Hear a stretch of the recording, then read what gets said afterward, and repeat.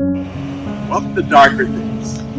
This series that dives into the chilling depths of history's most disturbed events and personalities. Welcome back to Darker Things. In this episode, we continue to delve into the haunting events of the Waco Siege, a tragic incident that unfolded on the final day of a 51-day standoff between the Branch Davidians and the authorities. On April 19, 1993, the world watched in horror as the Waco Siege came to a devastating end.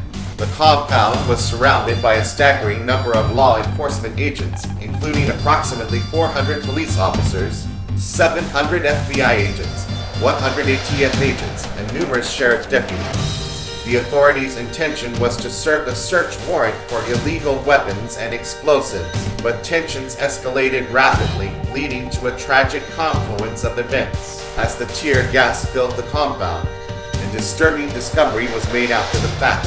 An incendiary device was found, raising the chilling possibility that the tear gas could have been accidentally ignited, turning a tense situation into an inferno. But there were unexpected players in this dark drama. One of them was Robert Rodriguez, an undercover ATF agent who had gained the trust of the Branch Davidians and had been living among them as their inside man.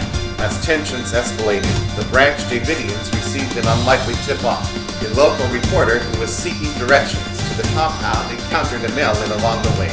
Remarkably, that mail-in happened to be David Koresh's brother-in-law, who then warned the Branch Davidians of the imminent ATF siege. As chaos reigned, Robert Rodriguez found himself in a perilous situation. David Koresh, the leader of the Branch Davidians, revealed that they were aware of the ATF's impending arrival and that Rodriguez was one of their infiltrators. Ironically, Rodriguez was allowed to leave the compound. Amidst the turmoil, a voice of reason emerged from the FBI side. Negotiator Gary Nosner attempted to resolve the situation through peaceful means. He aimed to establish dialogue and build trust with David Koresh, seeking a peaceful resolution to the standoff.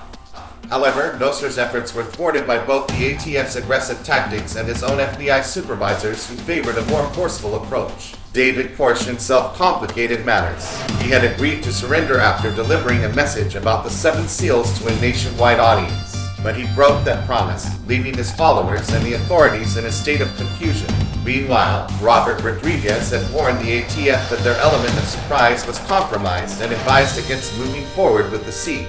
He urged that continuing could lead to a loss of life, not only among the Branch Davidians but also among the law enforcement officers involved.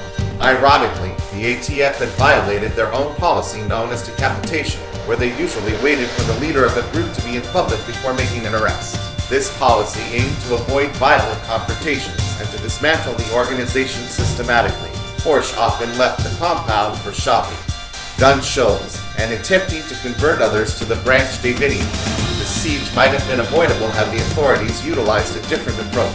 Ironically, the ATF had violated their own policy known as decapitation, where they usually waited for the leader of a group to be in public before making an arrest. This policy aimed to avoid violent confrontations dismantle the organization systematically. Koresh often left the compound for shopping, gun shows, and attempting to convert others to the Branch Davidians. The siege might have been avoidable had the authorities utilized a different approach. Now, the aftermath of the Waco siege was heartbreaking.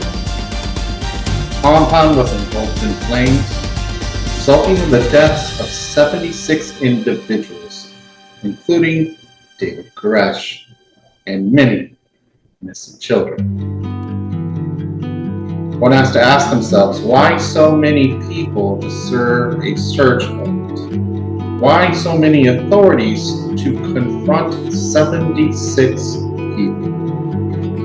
The incident left a scar on the nation's consciousness, prompting questions about the government's actions and motivations. Some argue that the government's response was influenced by the desire to prevent another Ruby Ridge, which was an earlier confrontation between federal agents and some extremists that also had tragic events.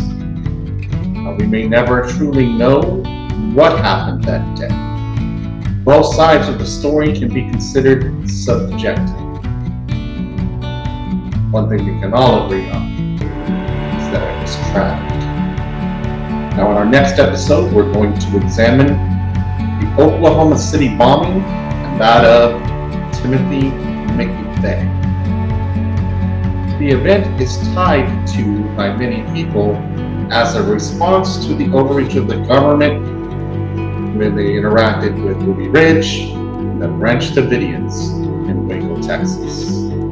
Until next time, guys, this is your host, Doug Duncan, reminding you that once you enter the dark, you may never be the same.